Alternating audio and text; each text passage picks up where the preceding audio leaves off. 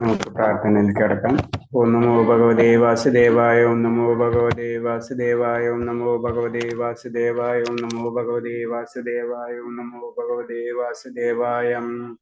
നാരായണം നമസ്കൃത്യം നരം ചൈവ നരോത്തമം ദേവീം സരസ്വതീം വ്യാസം തതോ ജയമുദിരേത് നഷ്ടപ്രായേഷു ഭദ്രേഷു നിത്യം ഭാഗവത സേവയാ ഭാഗവതേയുത്തമ ശ്ലോകേ ഭക്തിർഭവതി നഷ്ടകീ മൂകം കരോതി വാചാലം പങ്കും ലംഘയതേ ഗിരി യത്കൃപതമഹം വന്ദേ പരമാനന്ദമാധവം ശ്രീ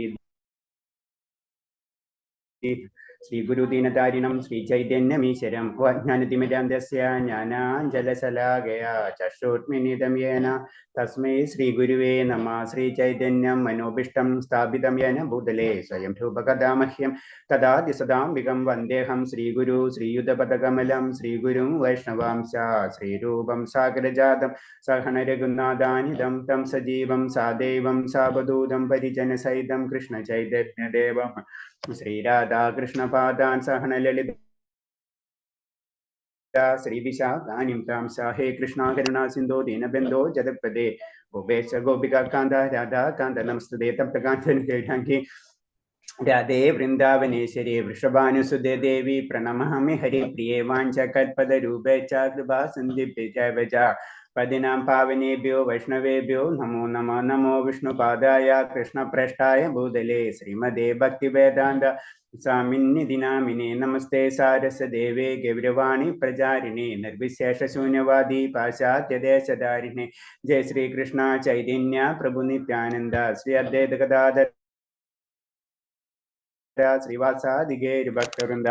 ഹരേ കൃഷ്ണ കൃഷ്ണ കൃഷ്ണ ഹരേ ഹരേ, ഹരേ രാമ രാമ രാമ ഹരേ ഹരേ, ഹരേ കൃഷ്ണ കൃഷ്ണ കൃഷ്ണ ഹരേ ഹരേ, ഹരേ രാമ രാമ രാമ ഹരേ ഹരേ, ഹരേ കൃഷ്ണ കൃഷ്ണ കൃഷ്ണ ഹരേ ഹരേ, ഹരേ രാമ രാമ രാമ ഹരേ ഹരേ. ഹരേ കൃഷ്ണ. പ്രഭാതിക്ക് ജയ ഗുരുദേവിക്ക് ജാനന്ദ കോടി വൈഷ്ണവ ഭക്തർക്ക് ജയ. ഹരേ കൃഷ്ണ. എല്ലാവർക്കും പ്രണാമം. ഹരേ കൃഷ്ണ. പ്രണാമം പ്രഭു. ഹരേ കൃഷ്ണ ഹരേ കൃഷ്ണ. അപ്പൊ നമ്മള്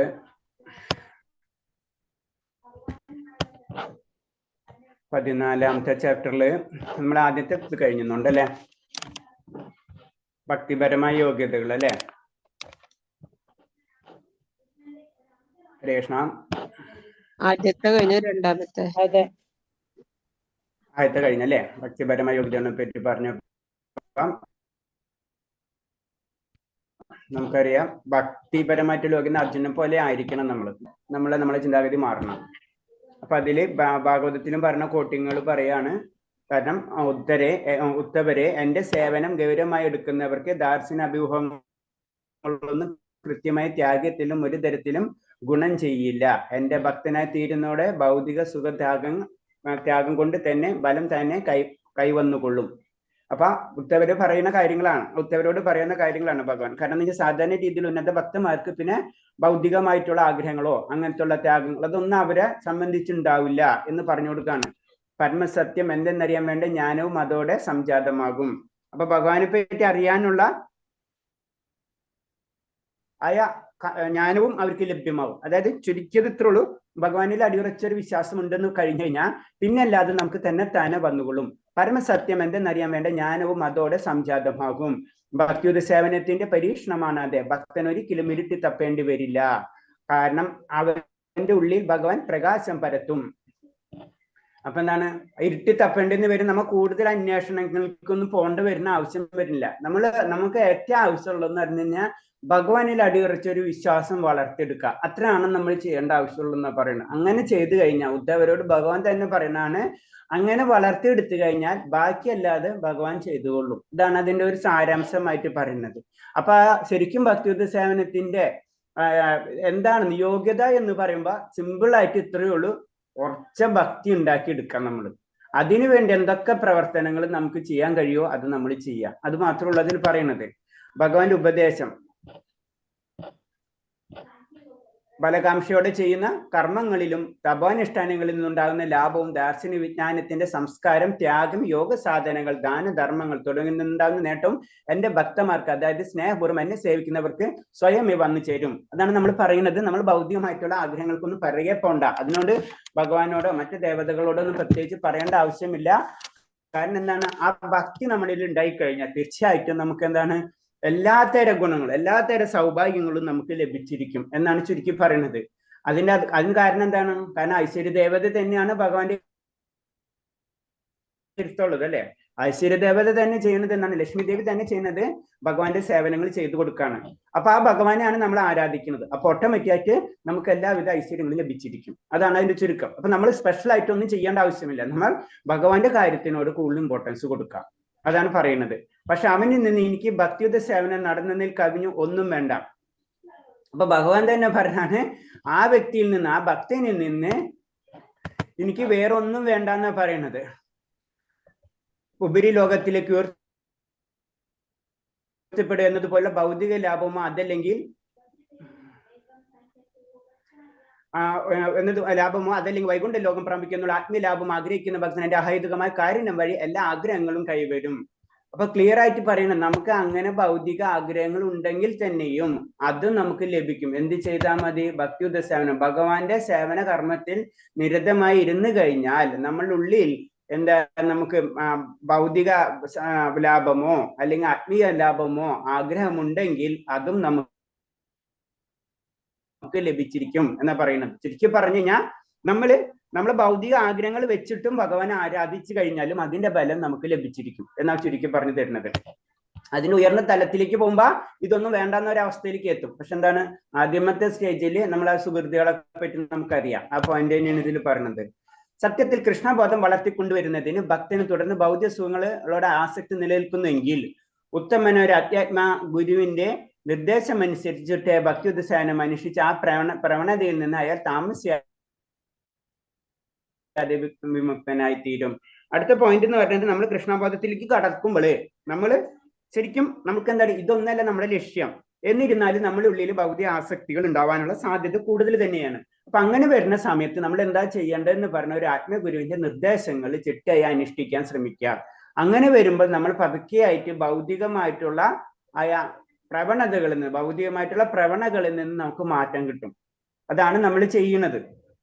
നമ്മൾ ചെയ്യുന്ന ഉപാസനയൊക്കെ ചെയ്യുന്നതിന്റെ കാരണം നമുക്കറിയാം. നമ്മുടെ ഗുരു എന്ന് പറയുമ്പോൾ ഇപ്പൊ രീതിയിൽ പറയുമ്പോൾ പ്രഭാസ്വാമി ഉണ്ട് അല്ലെ. പ്രഭാസ്വാമി നമുക്ക് ഇൻഡയറക്റ്റ് ആയിട്ട് നമ്മൾ ഗുരുസ്ഥാനമായി കഴിഞ്ഞു. കാരണം എന്താണ്, എല്ലാ കാര്യങ്ങളും പ്രഭാസ്വാമി എഴുതിയിട്ടുള്ള വ്യാഖ്യാനിച്ച ഗ്രന്ഥങ്ങളിൽ കൂടി നമ്മൾ കാര്യങ്ങൾ ചെയ്തുകൊണ്ടിരിക്കുകയാണ്. അപ്പൊ നമ്മുടെ ഗുരു ആയിരുന്നു വെച്ച് കഴിഞ്ഞാൽ പ്രഭാസ്വാമിയാണ് ചുരുക്കി പറഞ്ഞു കഴിഞ്ഞാല്.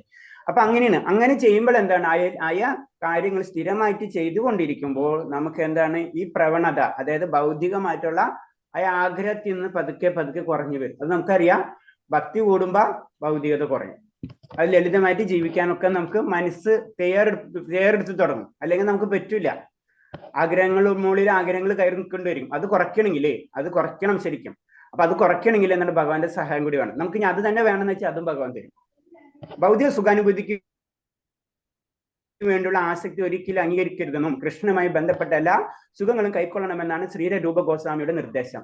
ശരിക്കും പറയുന്നത്, നമുക്ക് എങ്ങനെ ചെയ്യുമ്പോൾ നമുക്ക് പല ഭൗതിക സുഖങ്ങൾ ലഭിക്കാനുള്ള സാധ്യത കൂടുതലാണ്. അപ്പൊ അതിന് നമ്മൾ അധികം ഇമ്പോർട്ടൻസ് കൊടുക്കാതെ നമ്മൾ എന്താണ്, കൃഷ്ണനുമായിട്ട് അന്നഭിലാഷിത ശൂന്യ ജ്ഞാനകർമാദിനാവൃത, ഒരു അഭിലാഷവും ഇല്ലാതെ, നമുക്ക് ഒരു അഭിലാഷവും ഇല്ലാതെ നമ്മുടെ ജ്ഞാനായാലും കർമ്മമാണെങ്കിലും ഭഗവാൻ അർപ്പിക്കുക. അതാണ് നമ്മുടെ ലക്ഷ്യം. അങ്ങനെ വരുമ്പോൾ പരിപൂർണമായിട്ടുള്ള ഭക്തിയുത സേവനം എന്ന് പറഞ്ഞു. അതാണ് യോഗ്യത. പരിപൂർണ യോഗ്യത എന്ന് പറഞ്ഞത് അതാണ്. ഉദാഹരണത്തിന് ഭക്ഷണം ആവശ്യമാണ്. നാവിന്റെ തൃപ്തിപ്പെടുത്താൻ രുചികരമായ വസ്തുക്കൾ കൂടിയതിന്. അങ്ങനെയുള്ള ഘട്ടത്തിൽ നാവിന്റെ തൃപ്തിക്ക് എന്നതിനുപരി കൃഷ്ണന്റെ തൃപ്തിക്കായി രുചികരമായ സാധനങ്ങൾ ഉണ്ടാക്കി കൃഷ്ണന് സമർപ്പിക്കുക. നമ്മൾ എങ്ങനെയാണ് ഈ ഘട്ടം തരണം ചെയ്യേണ്ടത്? ഭൗതികമായിട്ടുള്ള അവസ്ഥയിൽ നിന്ന് ഭക്തിപരമായിട്ടുള്ള അവസ്ഥയിലേക്ക് നമ്മൾ എങ്ങനെയാണ് കടക്കേണ്ടതെന്ന് പറഞ്ഞു തരാണ്. അതിന് നമ്മൾ ചെയ്യേണ്ടത് എന്താണ്? അറ്റ്ലീസ്റ്റ് നമുക്കറിയാം, ഏറ്റവും ഒരു മനുഷ്യന്റെ എല്ലാ ജീവജാലങ്ങളെ ഏറ്റവും ഇമ്പോർട്ടന്റ് ആയിട്ടുള്ള ഒരു കാര്യമാണ് ഭക്ഷണം. അപ്പൊ അത് തന്നെ നമ്മൾ ഇന്ന് ഭഗവാൻ അർപ്പിക്കേണ്ട രീതിയിൽ കാര്യങ്ങൾ ചെയ്യാം. അതാണ് അതിന്റെ പ്രസാദത്തിന്റെ ഇമ്പോർട്ടൻസ്. കാരണം പ്രസാദമില്ലാതെ ഒരു ജീവിജാലങ്ങൾക്ക് നിലനിൽക്കാൻ കഴിയില്ല. അപ്പൊ എന്താണ് നമ്മൾ കഴിക്കുമ്പോൾ അതിനെ മുന്നേ അത് ഭഗവാൻ എല്ലാ കാര്യം ചെയ്യണം. ജ്ഞാന കർമാദി ആവൃതം എന്നാണ്, എല്ലാ കാര്യവും നമ്മൾ ചെയ്യണം എന്നാ പറഞ്ഞു. അപ്പൊ മിനിമം നമ്മൾ എന്തെങ്കിലും ചെയ്യുക, ഭഗവാൻ ഭുജിച്ച ഒരു നിവേദ്യം അത് പ്രസാദമാക്കി നമ്മൾ കഴിക്കാൻ ശ്രമിക്കുക. അതാണ് പറഞ്ഞത്. കൃഷ്ണന് സമർപ്പിക്കുക. അപ്പോൾ അത് ത്യാഗമായി ഭവിക്കുന്നു. അത് ത്യാഗമാണ് അല്ലെ, നമ്മൾ ഉപയോഗിക്കുന്നതിന് മുമ്പ് ഭഗവാന് കൊടുക്കുന്നു. ഈ രുചികരമായ ഭക്ഷണ സാധനം കൃഷ്ണന് സമർപ്പിക്കുന്ന മുന്നും ഭക്ഷിക്കരുത്. കൃഷ്ണന് സമർപ്പിക്കാത്തതൊക്കെ നിരാകരിക്കാം എന്നുള്ള ഈ വൃത്തമാണ് പരിത്യാഗം. പരിത്യാഗത്തിലൂടെ ഇന്ദ്രിയങ്ങൾ ആവശ്യങ്ങളെ തൃപ്തിപ്പെടുത്താനും കഴിയും. അപ്പൊ എന്താണ് ഇതിലെന്ന് പറയുമ്പോൾ നമുക്ക് നമ്മുടെ ആഗ്രഹങ്ങൾ ഉണ്ട്, അത് നമ്മൾ തൃപ്തിപ്പെടുത്തുന്നുണ്ട്. പക്ഷെ എന്താണ്, കൂടാതെ ഭഗവാന് അത് കൊടുക്കുന്നുണ്ട്. അപ്പൊ രണ്ട് കാര്യം നമുക്ക് ചെയ്യും. നമ്മൾ ഭൗതികമായിട്ടുള്ള സന്തോഷവും നമുക്ക് ലഭിക്കും, ആത്മീയമായിട്ടുള്ള ഒരു ആനന്ദവും നമുക്ക് ലഭിക്കും. അപ്പൊ ഇങ്ങനത്തെ കാര്യങ്ങളാണ് കൃഷ്ണാവബോധത്തിന് നമ്മൾ ചെയ്തുകൊണ്ട് പോകേണ്ടത്. നമ്മൾ ദിനചര്യയിൽ നമ്മൾ ഇങ്ങനത്തെ കാര്യങ്ങൾ കൂട്ടി വരാം. അതിൽ ഏറ്റവും ചുരുങ്ങിയതാണ് പ്രസാദം എന്ന് പറഞ്ഞത്. അപ്പൊ നമ്മൾ പറഞ്ഞു അറ്റ്ലീസ്റ്റ് നമുക്ക് ഇപ്പൊ നമ്മുടെ വീട്ടിൽ പല സാഹചര്യങ്ങൾ ഉണ്ടായി കഴിഞ്ഞാലും അറ്റ്ലീസ്റ്റ് എന്തെങ്കിലും ഭഗവാന് നമ്മൾ സമർപ്പിച്ചിട്ട് അത് നമ്മൾ ഉപയോഗിക്കണം എന്നാണ് ചുരുക്കി പറഞ്ഞത്. അതാണ് പറഞ്ഞത്, യജ്ഞാസി യജ്ഞോഷി തദാസിയ യത്തപസ്യ കൗന്ദേ തത്കുരുഷം അതർപ്പണം. നീ എന്ത് അല്ലെ, നീ എന്ത് കഴിക്കുന്നുവോ, നീ എന്ത് നിവേദിക്കുന്നോ, നീ എന്ത് ചെയ്യുന്നതോ അതല്ലാതെ എനിക്ക് അർപ്പിക്കുക എന്നാണ് പറഞ്ഞത്. അപ്പൊ ഒന്നും എല്ലാതും അർപ്പിക്കാൻ അർപ്പണ മനോഭാവം. പത്രം പുഷ്പം ഫലം തോയം വ്യോമി ഭക്തി പ്രയച്ചതി. അതന്നെ. അപ്പൊ എന്താണ്, ആ ഭക്തി വളർത്താൻ വേണ്ടി എന്തൊക്കെ ചെയ്യാൻ പറ്റണം അത് നമ്മൾ ചെയ്തുകൊണ്ടിരിക്കുക. അതാണ് ചുരുക്കി പറഞ്ഞു വരുന്നത്. ഭൗതികമായതെല്ലാം ഒഴിവാക്കാൻ ശ്രമിക്കുന്ന നിർവിക്തവാദികൾ കഠിനമായ തപോ അനുഷ്ഠാനങ്ങൾ നടത്തിയേക്കാം. പല രീതിയിലും ഭഗവാനിലേക്ക് നമ്മൾ എത്താം. അതായത് നിർവികാരം ഭഗവാന് രൂപമില്ലാത്ത ഒരവസ്ഥ, അങ്ങനെ അതിന് നിർവിക്തവാദികൾ എന്ന് പറഞ്ഞത്. അപ്പൊ അത് നമ്മൾ പറഞ്ഞു ബ്രഹ്മം പരമാത്മ പല രീതിയിലുള്ള സാക്ഷാത്കാരങ്ങൾ ഉണ്ടെന്ന് പറഞ്ഞു. അപ്പൊ അതിനു വേണ്ടി എന്ത് ചെയ്യുന്ന നിർവിക്തവാദികൾ വളരെ കഠിനമായിട്ട് പരിശ്രമിക്കും, അനുഷ്ഠാനങ്ങൾ ചെയ്യുന്നുണ്ട് അവര്. കാരണം എന്ന് വെച്ച് കഴിഞ്ഞാൽ എന്താണ്, ഇന്ദ്രിയങ്ങളെ നിയന്ത്രിക്കുകയാണ് ചെയ്യുന്നത്. പക്ഷെ എന്നൊരു ഭക്തൻ എന്താണ്, ഇന്ദ്രിയങ്ങളെ ഭഗവാനിൽ അർപ്പിക്കുകയാണ് ചെയ്യുന്നത്. ഇത് രണ്ടും തമ്മിലുള്ള വ്യത്യാസം അതാണ്. എന്നാൽ ഭഗവാൻ ഭക്തിയുത സേവനം ചെയ്യാനുള്ള അവസരങ്ങൾ അവർക്ക് നഷ്ടമാകുന്നു. അപ്പൊ എന്താണ്, എല്ലാതും നിയന്ത്രിക്കും വരുമ്പോൾ എന്താണ്, നമുക്കൊന്നും ചെയ്യാൻ കഴിയില്ല അല്ലെ. അതാണ് ഭഗവാന് ചെയ്യാൻ അവസരങ്ങൾ നഷ്ടപ്പെടുത്തുന്നു എന്ന് പറയുന്നത്. അതുകൊണ്ട് അവരുടെ പരിത്യാഗം സമ്പൂർണ്ണത നേടാൻ അപര്യാപ്തമാകുന്നു. കാരണം ഭഗവാന് രൂപമില്ല എന്ന് പറഞ്ഞ് നമുക്ക് പറ്റില്ല. കാരണം ഇതെല്ലാതും ഭഗവാൻ സൃഷ്ടിച്ചതാണെങ്കിൽ, ഭഗവാൻ നമ്മളെ സൃഷ്ടിക്കാനുള്ള കഴിവുണ്ടെങ്കിൽ ഒന്നുമില്ലാത്തത് നമ്മളിൽ നിന്ന് ഒന്നും ഉണ്ടാവില്ല. ഒരു രൂപമില്ലാത്ത വ്യക്തിക്ക് ഇതൊന്നും ചെയ്യാൻ കഴിയില്ല അല്ലെ. വളരെ സിമ്പിൾ ആയിട്ടുള്ള കാര്യങ്ങളാണ്. രൂപമില്ലാത്ത ഒരു അവസ്ഥ ഭഗവാൻ ഉണ്ടെങ്കിൽ രൂപമുള്ള ഒരു അവസ്ഥയും ഭഗവാൻ ഉണ്ടാവും. അതാണ് ഇതില് നമ്മൾ ദ്വൈത സിദ്ധാന്തത്തിൽ ഉറപ്പിച്ച് അങ്ങനത്തെ കാര്യങ്ങൾ ചെയ്തു പോണത്. അവരുടെ പരിത്യാഗം സമ്പൂർണ്ണ നേടാൻ അപര്യാപ്തമായി തീരുന്നു. ഭക്തി സേവനമായി ഒരു ബന്ധമില്ലാത്ത ഇത്തരം കൃത്രിമ പരിത്യാഗം ശീലിച്ചതിന് ഫലമായി പതനം സംഭവിച്ച് വീണ്ടും ഭൗതിക മാലിന്യങ്ങളിലേക്ക് ആകർഷിക്കപ്പെട്ട പോയ നിർവ്യക്തവാദികൾ ധാരാളമുണ്ട്. അപ്പൊ എന്താണ്, അവർ ഉദ്ദേശിച്ച ഒരു ആനന്ദം അവർക്ക് ലഭിക്കാതെ വരും ഉയർന്ന തലത്തിൽ അങ്ങനത്തെ കാര്യങ്ങൾ വരുമ്പോൾ. അപ്പൊ എന്താണ്, വീണ്ടും ഭൗതിക തലത്തിലേക്ക് ഇറങ്ങി വരും അവർ. അപ്പൊ എന്താണ്, അവർക്ക് പതനാണ് സംഭവിക്കുന്നത്. ഭക്തിയിൽ പതനം സംഭവിക്കില്ല, മറ്റുള്ളതിൽ പതനം സംഭവിക്കാനുള്ള സാധ്യത കൂടുതലാണ്. എത്താത്ത ചിലപ്പോൾ എത്തായിരിക്കും അതൊക്കെ, പക്ഷെ എന്താണ്, സാധ്യത കൂടുതലാണ്. കാരണം അത്രയും അവർ പരിശ്രമിച്ചിട്ടും അത് കിട്ടാണ്ടാവുമ്പോൾ അവർ ഉദ്ദേശിച്ചത് കാര്യം എന്താണ്, ആ ആനന്ദം ആ പരമാനന്ദം ലഭിക്കാത്തതാവുമ്പോൾ അവർ വീണ്ടും ഭൗതിക തലത്തിലേക്ക് വീണു പോകാം എന്നാ പറയുന്നത്. പരിത്യാഗികൾ എന്ന് വിശേഷിക്കപ്പെടുന്ന ഔദ്യോഗികമായി സന്യാസിമാരുള്ളവർ ഇക്കാലത്തുമുണ്ട്. അപ്പോൾ ഇക്കാലത്തും ഇതുപോലത്തെ സന്യാസിമാരുണ്ട്. നമ്മുടെ സന്യാസിമാരെന്ന് പറയുമ്പോൾ നമ്മളെ തന്നെ നമുക്കറിയാം, നമ്മളെ ജനറൽ ആയിട്ടുള്ള ചിന്താഗതി എന്തെയാണ്, പരിത്യാഗമാണ് അല്ലെ. എല്ലാതും ഉപേക്ഷിച്ച് നടക്കുന്ന വ്യക്തികളെയാണ് നമ്മൾ സന്യാസി വര്യന്മാരെന്ന് ജനറൽ ആയിട്ട് നമുക്കറിയാം. പക്ഷെ അതിന് പറഞ്ഞത് അത് ഇക്കാലത്തും അങ്ങനെയുണ്ട്. അത് പരിപൂർണ ഘട്ടത്തിൽ അവർ ചിലപ്പോൾ എത്താൻ സാധ്യതയില്ല എന്നാ പറയുന്നത്. അവരും വീണ്ടും ഭൗതിക അസ്തിത്വത്തിലേക്ക് അധപ്പതിച്ചിരിക്കാം. നമുക്കറിയാം വലിയ വലിയ സന്യാസിമാർ പല രീതിയിലൊക്കെ നടക്കുന്നതൊക്കെ. ഭൗതിക അസ്തിത്വം മിഥ്യയാണെന്നും ആത്മീയ അസ്തിത്വമാണ് സത്യമെന്നും അവർക്ക് പുറമെ അവർ ഇതൊക്കെ പറയും. ഇതൊക്കെ ഭൗതികതൊക്കെ ശരിയല്ല, എല്ലാവരും ആത്മീയതയെന്നൊക്കെ പറയും. ഇങ്ങനെ ഭൗതിക ലോകം തെറ്റിച്ച് അവർ കൃത്യമായി പ്രകടിപ്പിക്കും. അതും ചെയ്യാവർ കൃത്രിമമായിട്ട് അത് പ്രകടിപ്പിക്കും.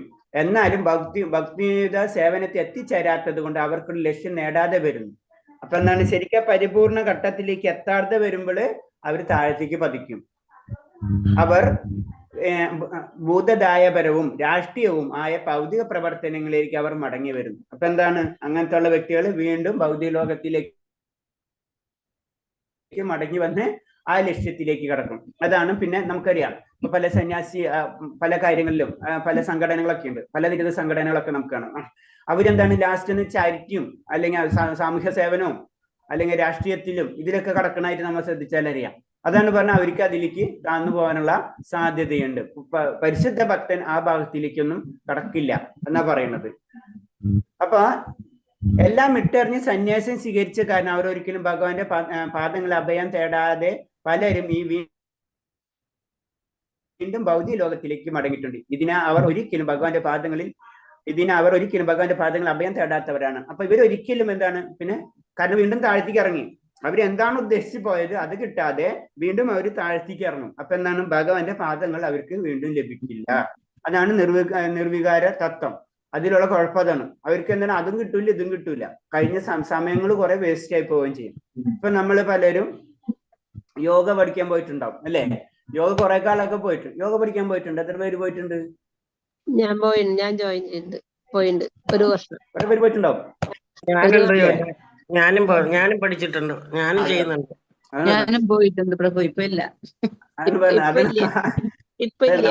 നമ്മളിൽ 90% ആൾക്കാരും യോഗ പഠിക്കാൻ പോയിട്ടുണ്ടാവും. ഇതൊരു ട്രാക്കാണ്, മനസ്സിലായ? ഞാനും പോയിട്ടുണ്ട്, മനസ്സിലായ? ഹരേ കൃഷ്ണ. അപ്പൊ എല്ലാവരും പോകുന്നത് കാരണം നമുക്ക് എന്തൊക്കെ ആഗ്രഹമുണ്ട്, ഏത് വഴിയെന്നറിയില്ല, നമ്മ അങ്ങോട്ടും ഇങ്ങോട്ടും ഓടി നടക്കും, മനസ്സിലായ? അപ്പൊ യോഗയാണ്, എന്നാ ശരി യോഗയിൽ പോകും. അങ്ങനെ അവിടെ ചെന്ന് കുറെ കാര്യങ്ങൾ ചെയ്തു നോക്കും. പക്ഷെ നമ്മ ഉദ്ദേശിച്ച കാര്യം കിട്ടാണ്ടാകുമ്പോ നമ്മ അവിടെ നിന്ന് വിടും. അതാണ് പ്രശ്നം. അതാണ് ഇതിൽ പറയുന്നത്. ഇത് നമ്മൾ വിട്ടുകളയും എന്ന് തന്നെയാണ് പറഞ്ഞത്. പക്ഷെ ഭക്തി നമുക്ക് വിട്ടു പോവില്ല. അത് കാരണം അറ്റാച്ച്മെന്റ് ആണ്, പ്രേമാണ്. മറ്റേതിൽ നമ്മൾ കുറെ നേരം കണ്ണടച്ചിരിക്കാൻ പറയും, കുറെ നേരം അങ്ങനെ ഇരിക്കും ഇങ്ങനെ ഇരിക്കും. കുറെ നേരം ഇരിക്കുമ്പോൾ നമുക്ക് പലതരം, ചിലർക്ക് ശാരീരികമായിട്ട് ബുദ്ധിമുട്ടുകൾ തോന്നും, ചിലർക്ക് മാനസികമായിട്ട് തോന്നും. പിന്നെ ലാസ്റ്റ് അവിടെ നിർത്തും, മനസ്സിലായി? വളരെ അപൂർവമാണ് അത് മുകളിലേക്ക് കയറും. അതും പറഞ്ഞു നമുക്ക് അഷ്ടാംഗ യോഗം 8 യോഗ കഴിഞ്ഞ് ആ സമാധി പൊസിഷനിലേക്ക് എത്തണം. എന്നാലേ അത് പരിപൂർണ്ണമാവുള്ളൂ. നമുക്കറിയാം, അത് 1-2 സ്റ്റെപ്പ് എത്തുമ്പോഴേക്കും നമ്മളെ പരിപാടി കഴിയും. ഭക്തിയുത സേവനത്തിന്റെ ആത്മീയ ആചാര്യൻ എങ്ങനെയാവണം എന്നാ പറയണത്. അപ്പൊ ഇതില് ഭക്തിയുത സേവനം എന്ന് പറയുമ്പോൾ യോഗ്യതകളിൽ വരുമ്പോൾ ഒരു ആചാര്യനെ നമ്മൾ സമീപിക്കണം എന്ന് പറയുന്നുണ്ട് അല്ലെ? അപ്പൊ ഒരു ആചാര്യൻ എങ്ങനെയാകണം എന്നും കൂടി നമുക്ക് പറഞ്ഞു തരാണ്. ധനസഞ്ചയനം കൊണ്ടോ അനുയായികളുടെ ആധിപത്യത്തിൽ ആത്മീയാചാര്യൻ ഒരിക്കലും അഹങ്കരിക്കരുത്. അപ്പൊ അങ്ങനത്തെ വ്യക്തികളായിരിക്കണം. കാരണം ഞാൻ വരുമ്പോഴേക്കും എന്റെ അനുയായികളൊക്കെ എന്റെ കൂടെ വരണം, എന്റെ കൂടെ നടക്കണം, എനിക്ക് ഇന്ന കാറിൽ പോകണം, ഇന്ന വണ്ടി പോകണം, ഇങ്ങനെ കുറെ ഡിമാൻഡ്സുകൾ ഉണ്ടാവും. ജനറൽ നമുക്ക് പറയാം, ഭൗതികമായിട്ട് കുറെ സന്യാസിമാരെ ശ്രദ്ധിച്ചാലറിയാം അല്ലെ? അപ്പൊ അത് പറയണത്. അപ്പൊ നമുക്ക് കിട്ടിയിട്ടുള്ള അനുയായികളെയോ ധനസഞ്ചയനമോ അതിലൊരിക്കലും അഹങ്കരിക്കരുത് എന്ന് പറയുന്നത്. യഥാർത്ഥ ആചാര്യൻ ഒരിക്കലും അങ്ങനെ ചെയ്യില്ല. എന്നാൽ ചിലപ്പോൾ ആരും അധികാരപ്പെടുത്താതെ സ്വയം ഉത്സാഹത്തിൽ ആചാര്യനായി തീരുന്നവർ ശിഷ്യസംഖ്യയുടെ അധികത്തിലും അളവറ്റ ധനത്തിലും മതിമറന്ന് പോയെന്ന് വരാം. സാധാരണ രീതിയിൽ ആചാര്യന്മാർ അങ്ങനെ ചെയ്യില്ല. പക്ഷെ എന്താണ്, ചില സമയത്ത് അവർക്ക് അങ്ങനെ സംഭവിച്ചെന്ന് വരാം എന്നാ പറയുന്നത്. അപ്പോ അങ്ങനെയുള്ളവർ ഒന്നാംകിട ആചാര്യനല്ല. അങ്ങനെ അവർക്ക് ധനം അനുയായികള് ഇതിലൊക്കെ വന്നു കഴിഞ്ഞാൽ അവർ ഒന്നാംകിട നല്ല രീതിയിലുള്ള നമ്മളില്ലേ ഉത്തമാധികാരി ഗണത്തിൽ അവര് പെടില്ല. ഇത്തരം അയാളുടെ ഭക്തി സേവനത്തിന് ഇളക്കം തട്ടും. കാരണം ആളെ മൈൻഡ് എന്തായി മാറണം, ഭൗതികതയിലേക്ക് അങ്ങോട്ട് തിരിയാണ്. അതാണ് അയാളുടെ ഭക്തി സേവനത്തിൽ ഇളക്കം തട്ടും. അതിനാൽ ശിഷ്യപരമയുടെ തത്വങ്ങളിൽ അടിയുറച്ചു നിൽക്കണം. അപ്പൊ എപ്പോഴും ഒരു ആചാര്യൻ എന്ന് പറയുമ്പോൾ ആ ആചാര്യന് നമ്മൾ പറഞ്ഞു 3 ഗുണങ്ങളാണ് ഏറ്റവും ആവശ്യമുള്ളത്, നമുക്കറിയാവുന്നതാണ് അല്ലെ? ഒന്നാമത്തെന്ന് പറഞ്ഞു കഴിഞ്ഞാൽ ഭഗവാന്റെ അടിയുറച്ച വിശ്വാസം ഉണ്ടായിരിക്കണം. രണ്ടാമത്തെന്ന് പറഞ്ഞ് ശാസ്ത്രഗ്രന്ഥങ്ങളിൽ നൈപുണ്യമുള്ളവനായിരിക്കണം. മൂന്നാമത്തെന്ന് പറഞ്ഞു കഴിഞ്ഞാൽ എന്താണ്, ഗുരു പരമ്പരയിൽ നിന്ന് വരുന്ന വ്യക്തിയായിരിക്കണം. അപ്പൊ ഗുരു പരമ്പരയിൽ നിന്ന് പറയുമ്പോൾ അതിന് ചില റൂൾസുകൾ ഉണ്ട്. അതിന് ഗുരുപരമ്പര എന്ന് പറയുന്നത്. നമ്മൊരു കോളേജ് ഉണ്ടെങ്കിൽ ആ കോളേജിൽ ചില റൂൾസുകൾ ഉണ്ടാവും. അതിന്റെ പ്രിൻസിപ്പാൾക്കാണെങ്കിലും ടീച്ചേഴ്സിനാണെങ്കിലും റൂൾസുകളുണ്ട്. റൂൾസ് തെറ്റിച്ചു കഴിഞ്ഞാൽ എന്താണ്, ആ കോളേജിൻ്റെതായ റൂൾസുകൾ ഉണ്ടാവും. അത് തെറ്റിച്ചു കഴിഞ്ഞാൽ ആ കോളേജിൽ അവർ നിർത്തൂല. അവര് ആ പ്രൊഫസർ ആരാണെന്ന് വെച്ചാൽ അവിടെ നിന്ന് മാറ്റും. കാരണം അവിടുത്തെ നിയമങ്ങൾക്ക് അവർക്ക് ഇമ്പോർട്ടൻസ് ഉണ്ട്. ഇല്ല, ഞാൻ എന്റെ ടൈം കോളേജിന്റെ ടൈം 9 മണിക്കാണ്, ഞാൻ 12 മണിക്ക് വരുള്ളൂ എന്ന് പറഞ്ഞു കഴിഞ്ഞാൽ അത് പ്രാക്ടിക്കൽ അല്ല, അത് കോളേജിന്റെ നിയമങ്ങൾ തെറ്റിക്കുകയാണ് അല്ലെ. അപ്പൊ അങ്ങനെ എനിക്ക് അങ്ങനെ വരാൻ പറ്റുള്ളൂ, എനിക്ക് അങ്ങനെ പറ്റുള്ളൂ എന്ന് പറഞ്ഞ എന്തായാലും എന്നാൽ ശരി നീ വേറെ കോളേജിൽ പോയിക്കോളാൻ പറയും അല്ലെ.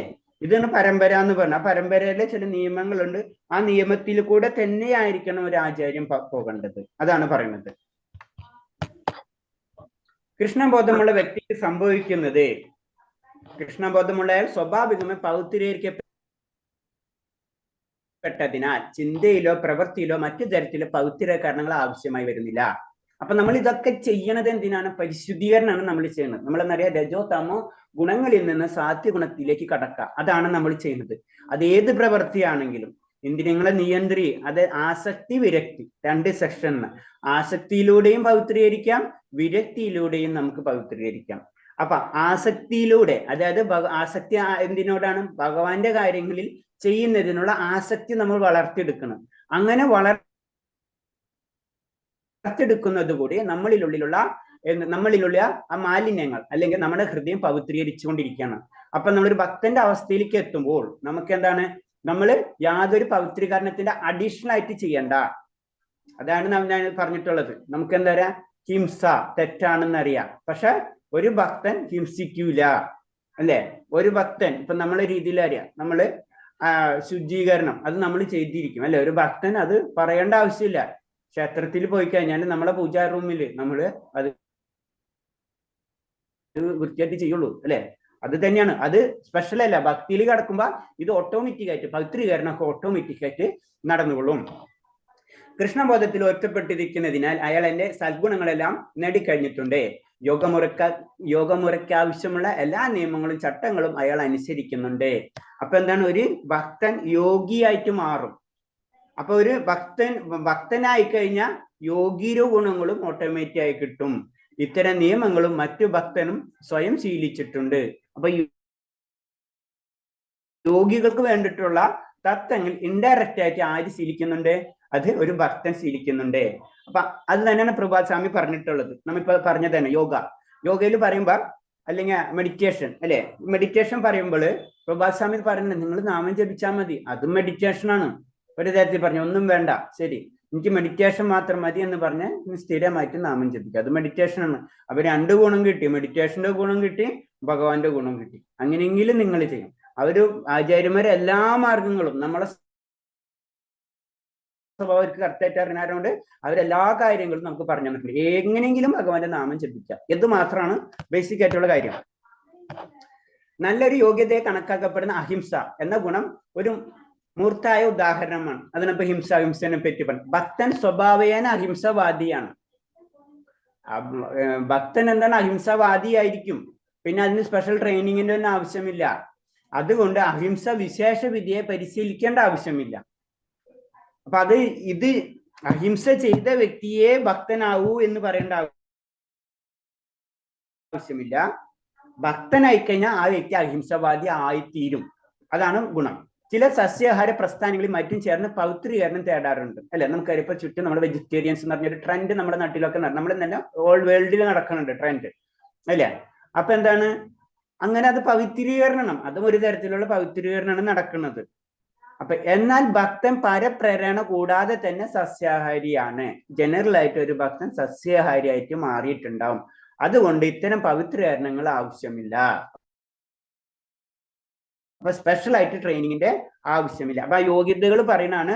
യോഗ്യത എന്ന് പറഞ്ഞാൽ ഭഗവാനിൽ അടിയുറച്ച് വിശ്വാസം ഉണ്ടാവുക, ഭക്തിയുദ്ധ സേവനങ്ങൾ ചെയ്യുക, ബാക്കിയെല്ലാം തന്നെ കിട്ടിക്കൊള്ളും. അത് ഭഗവാൻ തന്നെ നമ്മളെ ഫസ്റ്റ് സ്റ്റാൻസിൽ പറഞ്ഞ പോലെ ഭഗവാൻ അതിൻ്റെ ഉള്ള മാർഗങ്ങൾ നമുക്ക് തന്നുകൊള്ളും.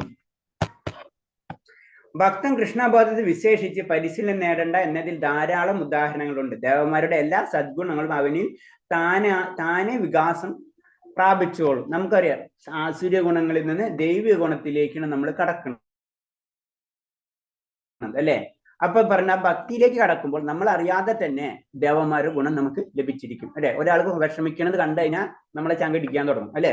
എല്ലാവർക്കും അങ്ങനെ ഉണ്ടാവണമെന്നില്ല, അടി തുടങ്ങും. അതാണ് ദൈവിക ഗുണം എന്ന് പറയുന്നത്. നമ്മൾക്ക് പെട്ടെന്ന്, ഞാൻ പറഞ്ഞ ജനറൽ നമുക്ക് പെട്ടെന്ന് മനസ്സിലാവേണ്ട രീതിയാണ്. എല്ലാവർക്കും അങ്ങനെ ഉണ്ടാവണമെന്നില്ല. ഒരാൾ കരയുമ്പോൾ നമ്മൾക്ക് അറിയാൻ തുടങ്ങും അല്ലെ. അപ്പൊ അതൊക്കെ എന്താണ്? ദൈവിക ഗുണത്തിന്റെ പ്രത്യേകതയാണ്. നമ്മളും അവരും ഒരേ സ്ഫുല്ലിംഗങ്ങളാണെന്നുള്ള നമ്മൾ അറിഞ്ഞറിയാതെ നമുക്ക് തോന്നുന്നതാണ് അതൊക്കെ. ബോധപൂർവം സസ്യാഹാരം ശീലിക്കുന്നവന് അഹിംസ പാലിക്കാൻ ശ്രമിക്കുന്നതിന് ഭൗതിക തോത് നോക്കുമ്പോൾ യോഗ്യത ഉണ്ടായിരിക്കാം. അപ്പൊ ശരിക്കും ജനറൽ ആയിട്ട് നമുക്കറിയാം, നല്ലൊരു വ്യക്തി, ആ വ്യക്തി അഹിംസാവാദി ആയിരിക്കും, അതുപോലെ തന്നെ സസ്യാഹാരി ആയിരിക്കും. അത് നല്ലൊരു കാര്യം തന്നെയാണ്, എല്ലാവരും അംഗീകരിക്കാം. എന്നാൽ ഒരു ഭക്തനായി തീരാൻ ഈ യോഗ്യതകൾ അര്യാപ്തമാണ്. അപ്പൊ ഇതും വെച്ചിട്ട് ഞാൻ അഹിംസവാദിയാണ്, ഞാൻ സസ്യാഹാരിയാണ് എന്ന് വിചാരിച്ചിട്ട് ആ വ്യക്തി ഭക്തനായി കൊള്ളണമെന്നില്ല. അതായത് ഹിറ്റ്ലർ സസ്യാഹാരി ആയിരുന്നു. ആ ഹിറ്റ്ലർ ചെയ്തിട്ടുള്ള കാര്യങ്ങൾ എന്തായിരുന്നു? അപ്പൊ അതാണ്, അത്രേ ഉള്ളൂ സസ്യാഹാരത്തിന്റെ കാര്യം പറഞ്ഞു. സസ്യാഹാരിയോ അഹിംസാവാദിയോ ഭക്തനായിക്കൊള്ളണമെന്നില്ല. അതേസമയം ഒരു ഭക്തൻ ഓരോ സമയം തന്നെ സ്വയം സസ്യാഹാരിയും അഹിംസാവാദിയുമായിരിക്കും. ഒരു ഭക്തൻ എന്താണ് ഓട്ടോമാറ്റിക് ആയിട്ട് സസ്യാഹാരിയും അഹിംസാവാദിയുമായിരിക്കും. അതുകൊണ്ട് സസ്യാഹാരിത്വമോ അഹിംസയോ ഭക്തിക്ക് നിദാനമല്ലെന്നാണ് നമ്മുടെ നിഗമനം. അപ്പൊ സസ്യാഹാരി ഇരുന്നു കൊണ്ട് ഭക്തനായി മാറണമെന്നില്ല. ഭക്തൻ സസ്യാഹാരി ആയിരിക്കും, ഭക്തൻ എന്നാണ് അഹിംസാവാദി ആയിരിക്കും എന്നാ പറയുന്നത്. അപ്പൊ നമ്മൾ പറഞ്ഞു, നമ്മൾ ഭക്തനായി തീരാം, അപ്പൊ നമുക്ക് ഇതൊക്കെ കിട്ടും. ഇത് കിട്ടി എന്ന് വിചാരിച്ചു, ഞാൻ സസ്യാഹാരി എന്ന് വിചാരിച്ചിട്ട് ഭക്തനായിക്കൊള്ളെന്ന് യാതൊരു നിർബന്ധവുമില്ല. അതിനാ പല ഉദാഹരണങ്ങളും നമുക്ക് കാണാം. നാരദമുനിയുടെ ഉപദേശം കേട്ട ഒരു നായാട്ടുകാരൻ ഉത്തമ ഭക്തനായി മാറിയ കഥ സ്കന്ദ പുരാണത്തിലുണ്ട്. ഉത്തമനായ ഭക്തനായി തീർന്നപ്പോ ഒരു ഉറുമ്പിനെ പോലും കൊല്ലാൻ അയാൾ തയ്യാറായിരുന്നില്ല. അപ്പൊ നേരെ ഓപ്പോസിറ്റിലേക്ക് വരുന്നതാണ്. ഒരു കാട്ടാളൻ, ഒരു നായാട്ടുകാരൻ എന്ന് പറഞ്ഞു കഴിഞ്ഞാൽ മൃഗത്തിനെ കൊല്ല എന്നത് പറഞ്ഞതാണ് ഇത്. അപ്പൊ പക്ഷെ എന്താണ്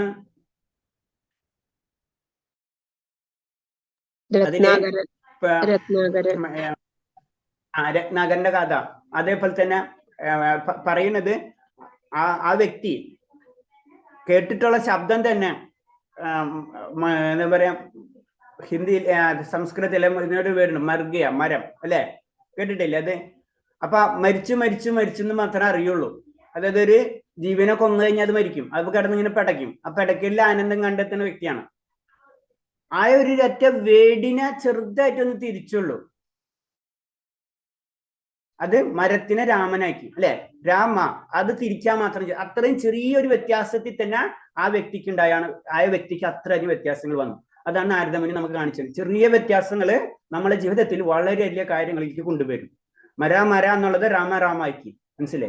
ആ വ്യക്തി പറഞ്ഞുകൊണ്ടിരുന്നത് എപ്പോഴും എല്ലാവരും മരിച്ചു, മർഗിയ മര എന്നുള്ളത് മരനെ പിടിച്ച് തിരിച്ച് ഒന്ന് രാമാക്കി. അപ്പൊ എൻ്ററിൽ തിരിയാണ് കഥ.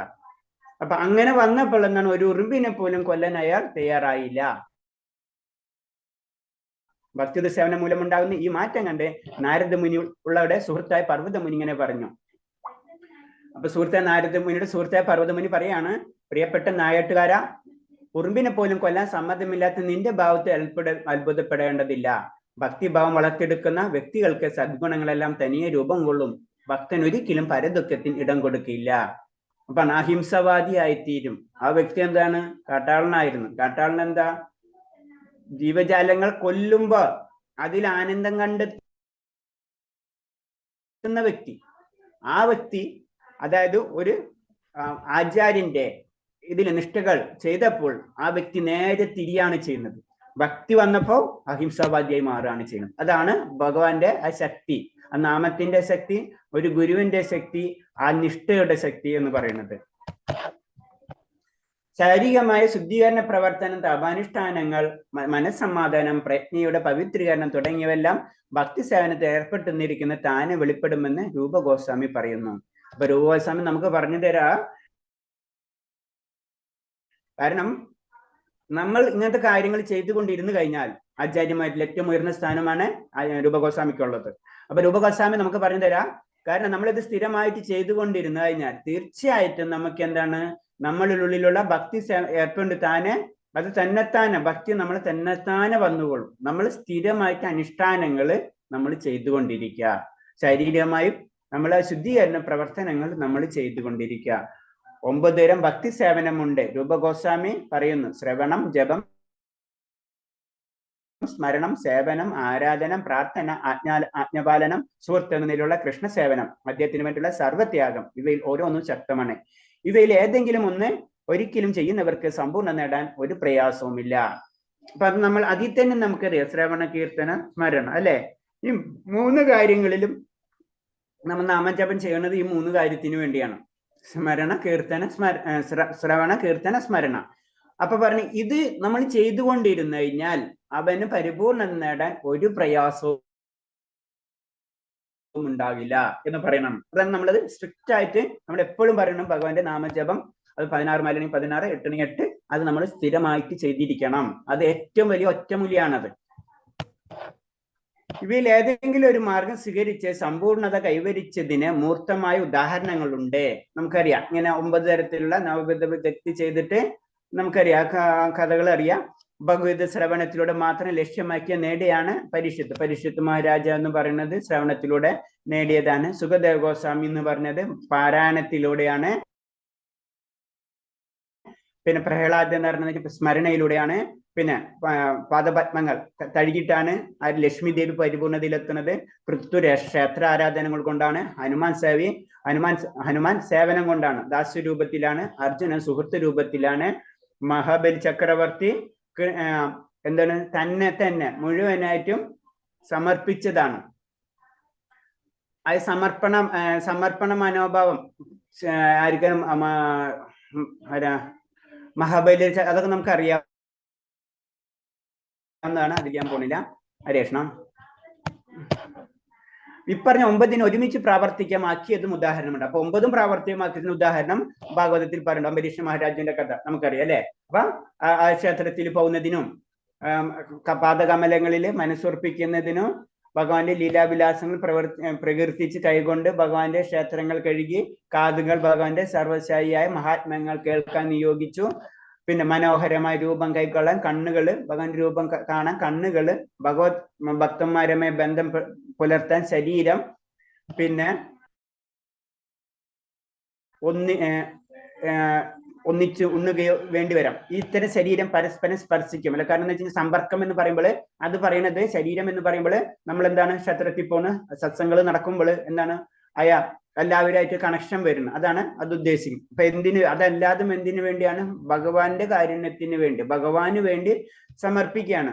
മറ്റുള്ളവരെ കൃഷ്ണന് അർപ്പിച്ച നിവേദ്യം രുചിക്കാൻ നാവ്, പിന്നെ അങ്ങനെ എല്ലാ വിധത്തിലും അംബരീഷ മഹാരാജാവ് നവവിധ ഭക്തി പ്രാവർത്തികമാക്കി എന്നാ പറയുന്നത്. പണത്തിന് മഹാരാജാവ് ആകുമ്പോൾ എന്താണ്, പണത്തിന് ഒരു ദാരിദ്ര്യമില്ല. അതുകൊണ്ട് എന്താണ് അദ്ദേഹം നല്ല രീതിയിലുള്ള നല്ല ഭക്ഷണ സാധനങ്ങൾ ഉണ്ടാക്കി ഭഗവാന് നിവേദിച്ചിരുന്നു പറയാണ്.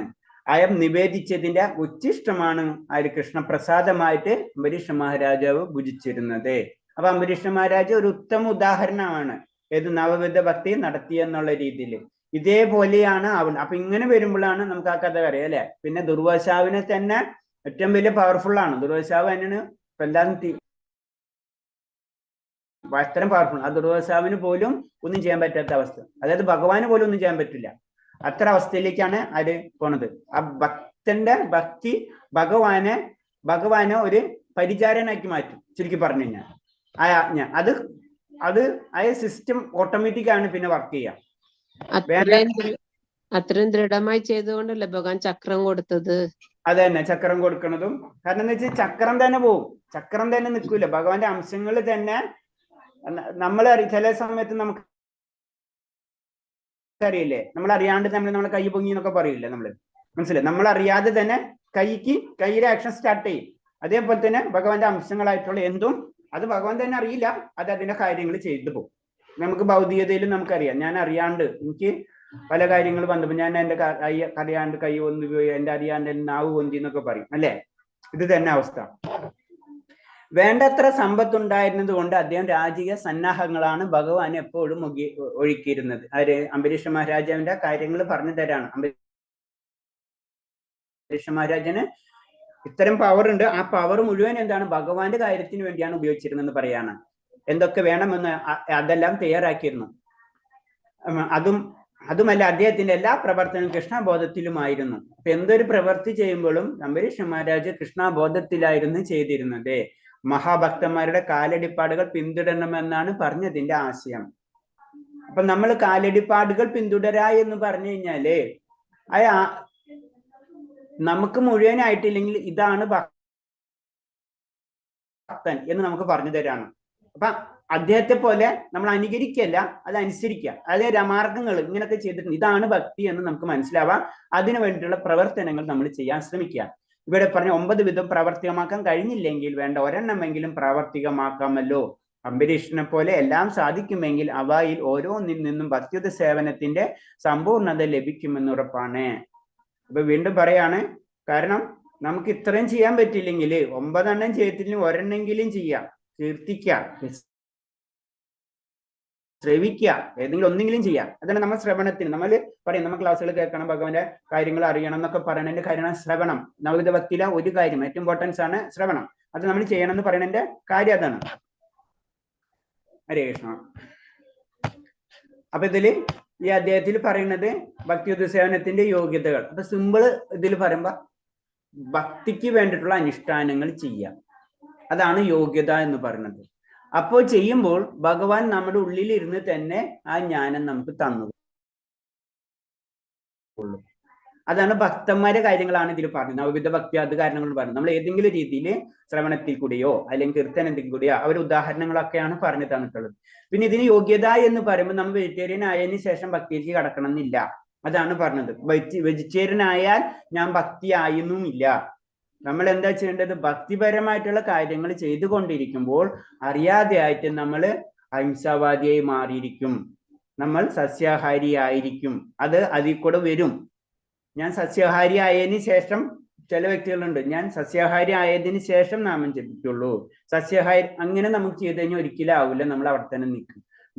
നമ്മൾ ഭഗവാന്റെ കാര്യങ്ങൾ ആദ്യം ചെയ്യാം. അപ്പൊ അറിയാതെ തന്നെ നമ്മൾ ഈ ഗുണങ്ങൾ, നമുക്ക് ദൈവികമായിട്ടുള്ള ഗുണങ്ങൾ തന്നെ താനെ നമുക്ക് വന്നുകൊള്ളും. അതാണ് യോഗ്യത. യോഗ്യത എന്ന് പറഞ്ഞു കഴിഞ്ഞാൽ ഭഗവാനെ സേവിക്കുക, അല്ലാതെ എന്താ പറയാ സസ്യാഹാരിയോ അഹിംസാവാദിയോ അല്ല. അതൊക്കെ നല്ല കാര്യങ്ങൾ തന്നെയാണ്, അതിന് സംശയങ്ങളില്ല. അതല്ല ഭക്തി എന്ന് നമുക്ക് പറഞ്ഞു തരണം. അതല്ല യോഗ്യത. യോഗ്യത എന്ന് പറഞ്ഞാൽ ഭക്തിയുത സേവനങ്ങൾ തന്നെയാണ് എന്ന് പറയുന്നത്. കാരണം പിന്നെ പറഞ്ഞിട്ടുണ്ട്, നമ്മളെ നിർവ്യക്തവാദികൾ അവർക്ക് ഉണ്ടാവുന്ന സംഭവങ്ങളാണ്. ഭഗവാനെ ആശ്രയിക്കാതിരുത്തോളം നമ്മൾ എന്ത് തരമായിട്ടുള്ള ആത്മീയ കാര്യങ്ങൾ ചെയ്താലും, അതാണ് യോഗ്യത ഉദാഹരണങ്ങൾ എന്ന് എടുത്തു വരുന്നത്. അത് കുറെ ചെയ്ത് ചിലപ്പോൾ വീഴാനുള്ള സാധ്യത വളരെയധികം ഉണ്ട്. അപ്പൊ എന്താണ്, നമ്മളെ സമയവും നഷ്ടപ്പെട്ട്, നമ്മുടെ ആ ചിന്താഗതിയിൽ നഷ്ടപ്പെട്ട് നമ്മൾ ചെയ്തത് മുഴുവനും താഴ്ത്തിക്ക് പോരാണ് ചെയ്യുന്നത്. അപ്പൊ ആദ്യമേ തന്നെ ഭൗതിക പ്രവൃത്തി ചെയ്താൽ പോരെ, ആദ്യമേ തന്നെ സന്നദ്ധ പ്രവർത്തനങ്ങൾ ചെയ്താൽ പോരെ. നമ്മൾ മുന്നിലേക്ക് പോയിട്ട് എന്തിനു താഴ്ത്തിക്ക് പോരുന്നത്? അപ്പൊ അത് പോരാൻ കാരണം എന്താണ്? അവർക്ക് അവിടെ നിന്നുള്ള ആനന്ദം, പരിപൂർണത എല്ലാത്തത് കൊണ്ടാണ്. അതുകൊണ്ടാണ് പറഞ്ഞത്, ആനന്ദം കൂടെ നമുക്ക് ലഭിച്ചാലേ നമ്മൾ ചെയ്യുള്ളൂ. എന്തൊരു കാര്യം ഭൗതികമായിട്ട് നമുക്കറിയാം, എന്തൊരു കാര്യം ചെയ്യണമെങ്കിൽ നമുക്ക് അതിൽ നിന്ന് ഫലം പ്രതീക്ഷിക്കും, അല്ലെ?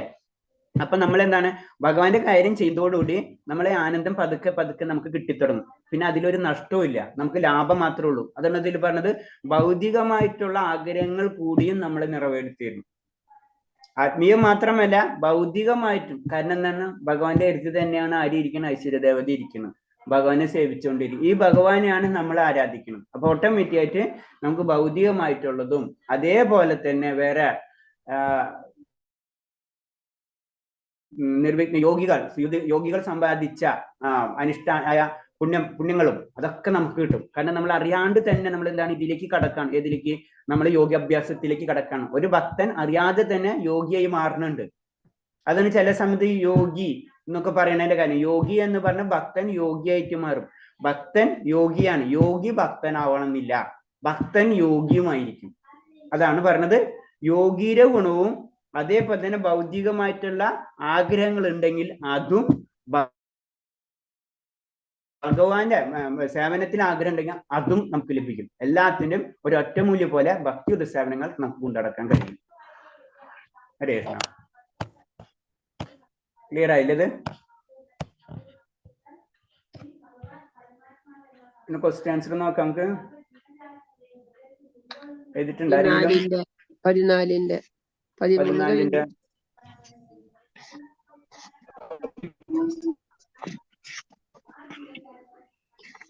ആരെങ്കിലും എഴുതിട്ടുണ്ടോ? ക്വസ്റ്റ്യൻ എഴുതിയിട്ടുണ്ട്. ആദ്യത്തെ ചോദ്യം, വൈദിക ജ്ഞാനം എന്നാൽ എന്താണ്? വൈദിക ജ്ഞാനം എന്നാൽ എന്താണ്? ഭഗവാനെ അറിയുക, അത് അതില് മൂന്നാമത്തെ പാരഗ്രാഫില് ലാസ്റ്റ് പേജ് നമ്പർ 147 വൈദികജ്ഞാനം എന്നാൽ ഭഗവാനെ അറിയുക ഭഗവാനെ അല്ലെ? അറിയുക. ഓക്കെ. രണ്ടാമത്തെ ചോദ്യം ഭാഗവത്തില് 11, 20, 31 ഭഗവാൻ എന്താ പറയുന്നത്? ഉദ്ധവരോട് പറയണത്. ഭഗവാനിൽ അടിയുറച്ച വിശ്വാസം, ഭഗവാനിലുള്ള ഭക്തി. ഉദ്ധവരോട് 11, 20, 31 അല്ലേ? 11, 20 അല്ലേ എത്ര പറഞ്ഞത്? 11, 20. 11, 20 പറയണത് ഭക്തി സേവനത്തിന്റെ പരീക്ഷ. ഭക്തിയുത സേവനം ഗൗരവമായി എടുക്കുന്നവർക്ക് നിന്ന് കൃത്രിമമായ ത്യാഗം ഒരു തരത്തിലും ഗുണം ചെയ്യില്ല. ഒരാൾ പറ, എന്റെ മാതാജി പറ, ആരെങ്കിലും ഒരാൾ പറ. ഭഗവത് സേവനം ഗൗരവമായി എടുക്കുന്നവർക്ക് ദാർശനികമായ അഭ്യൂഹങ്ങളിൽ കൃത്രിമമായ ത്യാഗവും ഒരു തരത്തിലും ഗുണം ചെയ്യില്ല. എന്റെ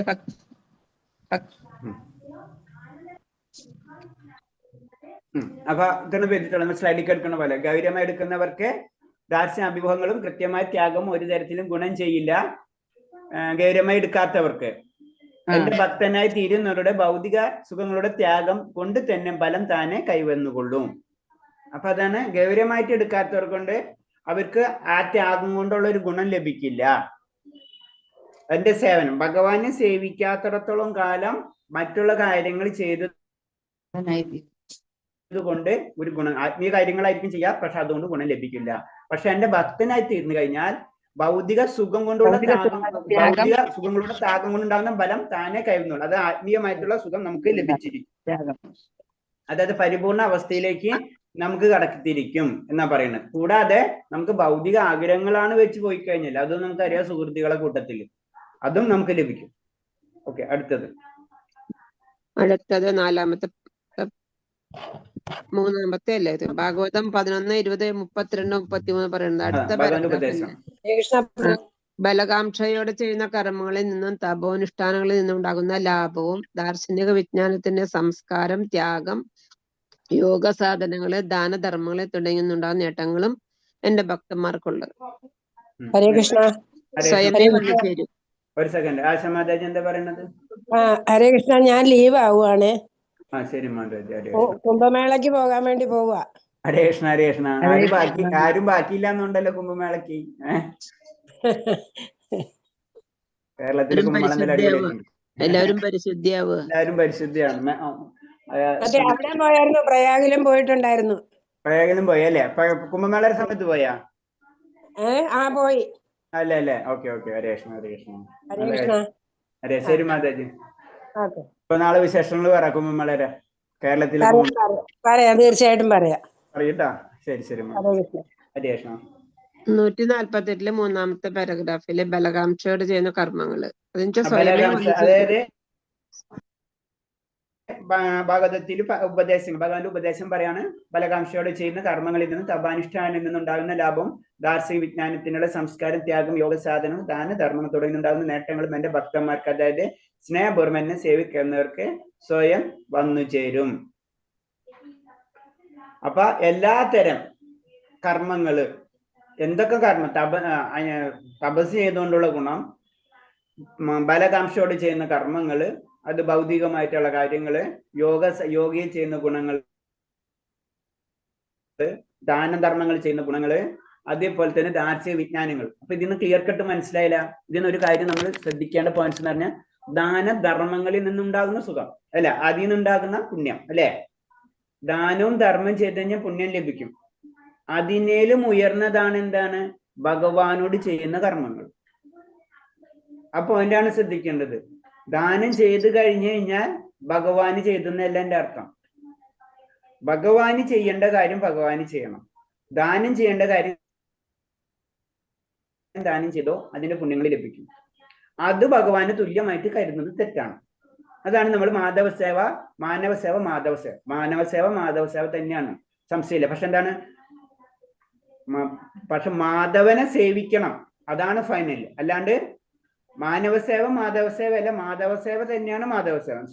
മാധവസേവ തന്നെയാണ് മാധവസേവ. മാനവനെ സേവിക്കുന്ന നല്ല കാര്യങ്ങളാണ്, നമ്മൾ പരിശുദ്ധീകരണങ്ങളൊക്കെ നടക്കും, പുണ്യങ്ങളൊക്കെ കിട്ടും. പക്ഷെ അതല്ല മാധവസേവ. മാധവ സേവയ്ക്കുള്ള ഒരു യാത്ര മാത്രമാണ് അത്. അല്ലാണ്ട് അത് രണ്ടും തുല്യമായിട്ട് കണക്കാക്കരുത്. അതിന് ദാനധർമ്മങ്ങൾ തുടങ്ങിയവയിൽ നിന്നുണ്ടാവുന്ന നേട്ടങ്ങളും നമ്മള് ഭൗതികമായിട്ടുള്ള പുണ്യകർമ്മങ്ങൾ ചെയ്യുമ്പോൾ ഉണ്ടാവുന്ന നേട്ടങ്ങളും അതേപോലെ തന്നെ തപസ്സുകൾ, അനുഷ്ഠാനം, പരിതലം, നമ്മൾ തപസ് നമ്മൾ പലതും പരിധിച്ചിരിക്കുകയാണ്, നമ്മൾ വേണ്ടാന്ന് വെക്കുകയാണ് അല്ലെ. അത്ര സ്ട്രിക്റ്റ് ആയിട്ട് ചില കാര്യങ്ങൾ ഇന്ദ്രിയങ്ങളെ നമ്മൾ നിഗ്രഹിക്കുകയാണ് ചെയ്യേണ്ടത്. അതിൽ നിന്ന് കിട്ടുന്ന ഗുണങ്ങളും നമ്മൾ എന്താണ് ബലകാംക്ഷയോട് പല കാര്യങ്ങൾ ചെയ്യും. ഇതിന്റെ എല്ലാ ഗുണങ്ങളും എന്താണ് ഭഗവാനിൽ നിന്ന് കിട്ടും. കാരണമാണ് ഭഗവാനാണ് എല്ലാത്തിനും കൺട്രോളർ. ഓക്കെ, അടുത്തത് പരിത്യാഗം എന്ന് പറഞ്ഞ എന്താണ് അർത്ഥം? ആ അത് 149 പേജില് ഭഗവാൻ അർപ്പിക്കാതെ ഒന്നും കഴിക്കരുത്. ആ ഒന്ന് പറഞ്ഞൊരു പ്രഭു. എന്താ ഇതിലൂടെ ഇന്ദ്രിയങ്ങളെ ഇന്ദ്രിയങ്ങളെ നിന്ന് ഭഗവാന് സമർപ്പിക്കാതെ ഒന്നും കഴിക്കരുത്, ആഹാരം ഉണ്ടാക്കണെ പറ്റി. അതിന് പറഞ്ഞത് നമ്മള് ഇപ്പൊ ഇതിൽ തന്നെ സ്ലൈഡിൽ തന്നെ എടുക്കുന്നുണ്ട്. നമ്മള് നമ്മുടെ നാവിനെ തൃപ്തിപ്പെടുത്താൻ രുചികരമായ വസ്തുക്കൾ, നമ്മള് സാധാരണ രീതിയിൽ നമ്മൾ ഭൗതിക ജീവികളാണ് അല്ലെ. അപ്പൊ നമുക്ക് എന്താണ്, നമുക്ക് നമ്മുടെ ആഗ്രഹങ്ങൾ ഉണ്ടാവും. അത് ഫസ്റ്റ് ലെവലാണ് കേട്ടോ. ഫസ്റ്റ് ലെവലിൽ നമുക്ക് ആഗ്രഹങ്ങൾ ഉണ്ടാവും. നമുക്ക് നല്ല ഭക്ഷണം കഴിക്കാൻ തോന്നി, ശരി കഴിച്ചോ, ഒരു വിഷമമില്ല. പക്ഷെ എന്താണ്, അത് ഭഗവാൻ അർപ്പിച്ചിട്ട് കഴിക്കണം. അതാണ് പറയുന്നത്. അതാണ് നമ്മള് പരിത്യാഗം കൃഷ്ണാബോധത്തിലേക്ക് കൊണ്ടുവരുന്നത്. നമുക്ക് പരിത്യാഗം ചെയ്യാം, പക്ഷെ എന്താണ്, നമ്മളെ ആഗ്രഹങ്ങള് പതുക്കെ പതുക്കെ ഭഗവാനിലേക്ക് കൊണ്ടുപോയി കണക്ട് ചെയ്യാം. പിന്നെ അതൊന്ന്. രണ്ടാമത്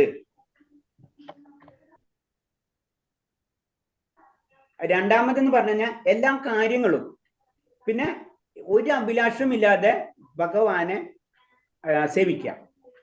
നമ്മളിപ്പോ ഭഗവാൻ ഇപ്പൊ ഇത് തന്നെ പ്രസാദം ഭഗവാന് കൊടുത്തിട്ട് ഭഗവാനോട് കുറെ ഡിമാൻഡ് വെക്കാം അല്ലേ, അത് ചെയ്യാൻ പാടില്ല. മനസ്സിലായോ? അപ്പൊ അങ്ങനത്തെ കാര്യങ്ങളൊന്നും ചെയ്യാൻ പാടില്ല. അന്യഭിലാഷദശൂന ജ്ഞാനകർമാദീനാവൃത. ഒരു അഭിലാഷം ഇല്ലാതെ ആയിരിക്കണം നമ്മൾ കാര്യങ്ങൾ ചെയ്യേണ്ടത്. പക്ഷെ ആ ലെവലിലേക്ക് എത്തിയിട്ടില്ല പ്രഭു, ഞങ്ങളൊന്നും. അതിൽ ആരും എത്തിയിട്ടില്ല, നമ്മൾ ആരും എത്തിയിട്ടില്ല. അങ്ങനെ നമ്മൾ എത്തിയോ നമ്മൾ പിന്നെ ഇവിടെ ഇരിക്കില്ല. നമ്മൾ അങ്ങനെ ആ അവസ്ഥയിൽ എത്തിക്കഴിഞ്ഞാൽ പിന്നെ നമ്മൾ ഇവിടെ ഉണ്ടാവില്ല. മനസ്സിലായി? ആ അവസ്ഥയിലേക്ക് എത്തുന്നതിന് വേണ്ടി നമ്മൾ പരിശ്രമിക്കുകയാണ്. അത് പലരും പല ലെവലിൽ നിന്ന് മാത്രമേ ഉള്ളൂ. ചിലർക്ക് പല ലെവലുകൾ ഉണ്ടെന്ന് മാത്രമേ ഉള്ളൂ. ചില ഏറ്റവും ഉയർന്ന വ്യക്തികളാണെങ്കിൽ അവർക്ക് കുറച്ചും കൂടെ ഉയർന്ന ലെവലിലായിരിക്കും അവർ ചിന്താഗതി. നമ്മൾ അതിനേലും കുറച്ചും കൂടെ താഴ്ന്ന ലെവലിൽ നിന്ന് മാത്രം. പക്ഷെ നമ്മൾ കമ്പയർ ചെയ്യാൻ നമ്മൾ മറ്റുള്ള സാധാരണ വ്യക്തികളിൽ നിന്ന് കുറച്ച് വ്യത്യാസമായി തുടങ്ങിയിട്ടുണ്ട് അല്ലേ. അത് മനസ്സിലായിട്ടില്ല നമ്മള്. അത് തന്നെയാണ് നമ്മുടെ വിജയം. അതും പറഞ്ഞാൽ നമ്മൾ അങ്ങനെ ഇപ്പൊ മറ്റുള്ളവർ ചിന്തിക്കുന്ന പോലെ നമ്മൾ ചിന്തിക്കൂല.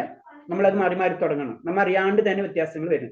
ഇപ്പൊ പറയുന്നത് പരിത്യാഗം എന്ന് പറയുന്നത് അതിന് പ്രാക്ടിക്കൽ ആയിട്ടുള്ള ഒരു കാര്യമാണ്. അതാണ് പ്രസാദത്തിന് വളരെ ഇമ്പോർട്ടൻസ് കൊടുക്കുന്നത്. ഒരു മനുഷ്യന്, ഒരു ജീവജാലങ്ങൾക്ക് ഏറ്റവും ഇമ്പോർട്ടൻസ് എന്താണ്? ഭക്ഷണം. ആ ഭക്ഷണം തന്നെ നമ്മൾ എന്താണ് ഭഗവാനെ അർപ്പിക്കാൻ നമ്മൾ പരിശീലിക്കുക. അതാണ് പറഞ്ഞത്. അത് ഞാൻ പറഞ്ഞത് പ്രാക്ടിക്കലായിട്ട് നമ്മളെ വീട്ടിൽ പല സംഗതികൾ ഉണ്ടെങ്കിലും നമ്മൾ എന്ത് ചെയ്യാം, എന്തെങ്കിലും ഒരു കാര്യം ഭഗവാന് സമർപ്പിക്കുക. കഴിക്കണത് എന്തെങ്കിലും ഭഗവാന് സമർപ്പിക്കുക. അത് നമ്മൾ കഴിക്കുക.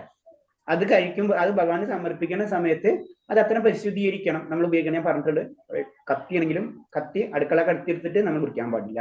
പാത്രമാണെങ്കിലും അടുക്കളത്തെ പാത്രം എടുത്തിട്ട് നമ്മൾ മുറിക്കാൻ പാടില്ല. അതൊക്കെ നമ്മൾ ശ്രദ്ധിക്കണം. എല്ലാവരും പ്രത്യേകത ആയിരിക്കണം ഭഗവാന്. എന്നിട്ട് ഭഗവാനെ സമർപ്പിച്ചിട്ട് ഒന്നില്ലെങ്കിൽ ഹരേകൃഷ്ണ മഹാമന്ത്രം ചൊല്ല, അല്ലെങ്കിൽ അതിന്റെ നിവേദ്യ മന്ത്രങ്ങൾ, അത് നിങ്ങൾ കുറച്ച് നാൾ അത് ഇതിലേക്ക് കടക്കുമ്പോഴേക്കും മതി. അല്ലെങ്കിൽ ഹരേകൃഷ്ണ മഹാമന്ത്രോ അല്ലെങ്കിൽ നമുക്കറിയാവുന്ന വേറെ എന്തെങ്കിലും ഭഗവാന്റെ മന്ത്രങ്ങൾ ചൊല്ലി ഭഗവാനെ സമർപ്പിച്ചിട്ട് ഒരു 5 മിനിറ്റോ 2 മിനിറ്റോ ഭഗവാന്റെ നാമങ്ങൾ ചൊല്ലിരുന്നിട്ട് അത് കഴിഞ്ഞിട്ട്, കാരണം നമ്മൾ ശരിക്കും ആരാധിക്കണം. നമ്മൾ ഇത്ര ആലോചിച്ചാൽ നമ്മുടെ വീട്ടിലൊരു വിശിഷ്ട വ്യക്തി വരുമ്പോൾ ആ വ്യക്തിക്ക് നമ്മൾ ചെയ്യുന്ന രീതി നമ്മുടെ മൈൻഡിൽ വെച്ച് കഴിഞ്ഞാൽ നമുക്ക് ക്ലിയർ ആയി. അതേപോലെ നമ്മൾ ചെയ്യാം. ഓക്കെ, അടുത്തത് ആചാര്യനെ ഭക്തി സേവനത്തിലെ ഒരു ആചാര്യം എങ്ങനെയാവണം? ഭഗവാനിൽ അടിയുറച്ച വിശ്വാസം ഉണ്ടാവണം. വേദഗ്രന്ഥങ്ങളിൽ അറിവുണ്ടാവണം. ഗുരുപരമ്പരയിലൂടെ വന്ന ആളായിരിക്കണം. പക്ഷെ ഇതില് പറഞ്ഞ പോയിന്റ്സ് ധനസഞ്ചയനം കൊണ്ടോ അനുയായികളെ കൊണ്ടോ അനുയായികളെ ആധികത്തിൽ ആത്മചാര്യൻ ഒരിക്കലും അഹങ്കരിക്കരുതേ എന്നാണ് പറയുന്നത്. ഇതിൽ പറയുന്ന പോയിന്റ്, ധനസഞ്ചയനം കൊണ്ടോ അനുയായികളുടെ ആധികത്തിൽ ആത്മീയാചാര്യൻ ഒരിക്കലും അഹങ്കരിക്കരുത്. പിന്നെ ശിഷ്യ പരമ്പരയുടെ തത്വങ്ങളിൽ അടിയുറച്ച് നിൽക്കണം. 3 പോയിന്റാണ് ഇവിടെ പറയുന്നത്. ജനറൽ ആയിട്ട് നമ്മൾ പറയാം. ഫസ്റ്റ് ഒരു ഉത്തമാധികാരിക്ക് വേണ്ട ഗുണങ്ങൾ എന്ന് പറയുമ്പോ നമുക്കറിയാം. അപ്പൊ എന്താ എഴുതുക? ഒരു പോയിന്റ് ആയിട്ട് പറഞ്ഞു തരൂ. ഇപ്പൊ ഈ പോയിന്റ് എഴുതുമ്പോൾ ഈ 3 പോയിന്റ് എഴുതാം. നമ്മൾ പഠിച്ച ഈ ചാപ്റ്ററിൽ ഈ പോയിന്റ് ആണ് പറയുന്നത്. ധനസഞ്ചയനം, അനുയായികൾ ആധികത്തിലോ ആത്മീയാചാര്യം ഒരിക്കലും അഹങ്കരിക്കരുത്. അത് തന്നെ അതിന് എഴുതിയാൽ മതി. ധനസഞ്ചയനം അനുയായികളുടെ ആധികത്തിലെ ധനസഞ്ചയനം അനുയായികൾ ആധിപത്യം, പിന്നെ ശിഷ്യ പരമ്പര തത്വങ്ങളിൽ അടിയുറച്ചു നിൽക്കണം. ഈ 3 പോയിന്റുകളാണ് വരുന്നത്.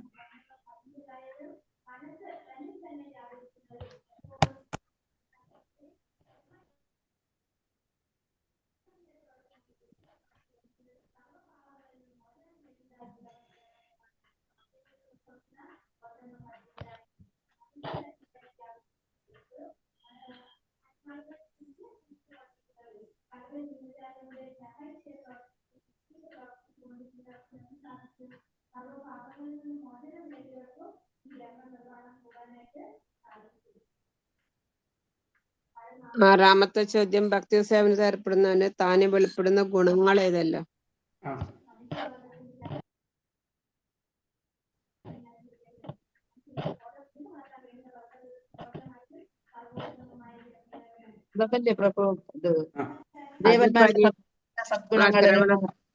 ശ്രവണത്തിലൂടെ ഇത് അതല്ലേ പരീക്ഷത്തിന് ദേവന്മാരുടെ എല്ലാ സദ്ഗുണങ്ങളും ഭഗവാനിൽ തന്നെ വികാസം പ്രാപിക്കും. ദേവന്മാരുടെ വളർത്തുന്ന വ്യക്തികൾ സദ്ഗുണങ്ങൾ താനെ വരും. ഭക്തർ ഒരിക്കലും പരദുഃഖത്തിൽ ഇടം കൊടുക്കില്ല, ദുഃഖത്തിന് ഇടം കൊടുക്കില്ല. ദേവന്മാരുടെ എല്ലാ സദ്ഗുണങ്ങളും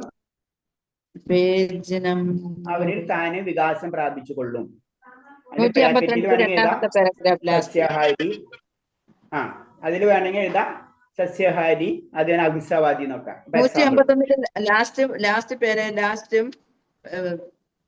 152 രണ്ടാമത്തെ പാരഗ്രാഫിൽ ലാസ്റ്റ്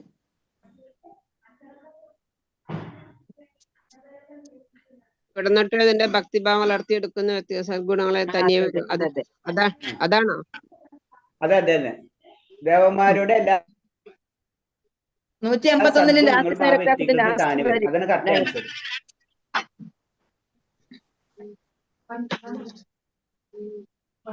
ദേവന്മാരുടെ എല്ലാ സദ്ഗുണങ്ങളും അവനിൽ തന്നെ വികാസം പ്രാപിക്കും.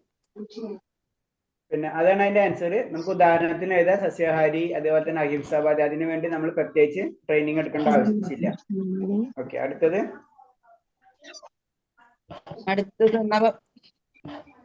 നവവിധ ഭക്തി സേവനത്തിലൂടെ ലക്ഷ്യത്തിലെത്തിയവർക്ക് ഉദാഹരണം. അത് പരീക്ഷിത്ത്, ശ്രവണം പരീക്ഷിത്ത്, ശ്രവണ കീർത്തനം ശ്രീശുക നമുക്കറിയാവുന്നതാണല്ലേ അല്ലേ? 153 എല്ലാം. അപ്പൊ പോയിന്റ് വൈസ് നമുക്ക് അറിയാവുന്നതല്ലേ? അതായത് പരിഷത്ത് മഹാരാജാവ്, ശ്രവണത്തിലും പരീക്ഷിത്ത്, കീർത്തനത്തിലെ ശ്രീശുഖൻ, സ്മരണം കൊണ്ട് പ്രഹ്ലാദൻ, പാദസേവന ലക്ഷ്മി ദേവി, ഗോപികം, അർച്ചനം കൊണ്ട് പൃഥു മഹാരാജാവ്, വന്ദനം കൊണ്ട് ഹനുമാൻ, അക്രൂരൻ, സേവനം കൊണ്ടാണ് ഹനുമാൻ, ദാസ്യം കൊണ്ട് ഹനുമാൻ അല്ലേ? ദാസ്യം കൊണ്ട് ഹനുമാൻ. അപ്പൊ വന്ദനം കൊണ്ടാരാ? അക്രൂരൻ. വന്ദനം പൃഥു മഹാരാജാവ്. അത് അർച്ചന പൃഥു മഹാരാജ, വന്ദനം അക്രൂരൻ. ദാസ്യ ഹനുമാൻ. അതെ, ദാസ്യം ഹനുമാൻ. സൗഹൃദം അർജുനൻ. സഖ്യം സുദാമാവ്. സഖ്യം അർജുനൻ. ആത്മനിവേദനം 9 ഉള്ളു. സുദാമാവല്ല. ആത്മനിവേദനം ബലി മഹാരാജാവ്. ആത്മനിവേദനം ബലി മഹാരാജാവ്. ശ്രവണ, കീർത്തന, സ്മരണ, പാദസേവന, അർച്ചനം, വന്ദനം, ദാസ്യം, സാഖ്യം, ആത്മനിവേദനം. ഓക്കെ, അടുത്തത് നവവിധ ഭക്തി ഒരുമിച്ച് പ്രാവർത്തികമാക്കിയതിന് ഉദാഹരണം ആരാണ്? അംബരീഷൻ മഹാരാജ. അടുത്ത നവവിധ ഭക്തി ഏതെല്ലാം? ശ്രവണം, കീർത്തനം, സ്മരണം, പാദസേവനം, അർച്ചനം, വന്ദനം, ദാസ്യം, സാഖ്യം, ആത്മനിവേദനം. സഖ്യം, ആത്മനിവേദനം. അതിന്റെ ഉദാഹരണങ്ങൾ നമ്മൾ പറഞ്ഞു അല്ലെ. പരിശുദ്ധ മഹാരാജ, സുഖദേവ ഗോസ്വാമി, പ്രഹ്ലാദ് ശ്രവണം പരിശുദ്ധ മഹാരാജ, കീർത്തനം സുഖദേവ ഗോസ്വാമി, സ്മരണം പ്രഹ്ലാദ് മഹാരാജ, പാദസേവനം ലക്ഷ്മി ദേവി, അർച്ചന പൃഥ്വി മഹാരാജാവ്, വന്ദനം അക്രൂരൻ, ദാസ്യം ഹനുമാൻ, സാഖ്യം അർജുനം, ആത്മനിവേദനം ബലി മഹാരാജാവ്. ഹരേ കൃഷ്ണ പ്രഭു. ക്ലിയർ ആയില്ലേ? 15ാമത്തെ ചാപ്റ്റർ കഴിഞ്ഞില്ലേ? കഴിഞ്ഞു കഴിഞ്ഞു. ശരി. ഹരികൃഷ്ണൻ, വേറെ എന്തെങ്കിലും സംശയം ഉണ്ടായിരുന്നെങ്കിലും?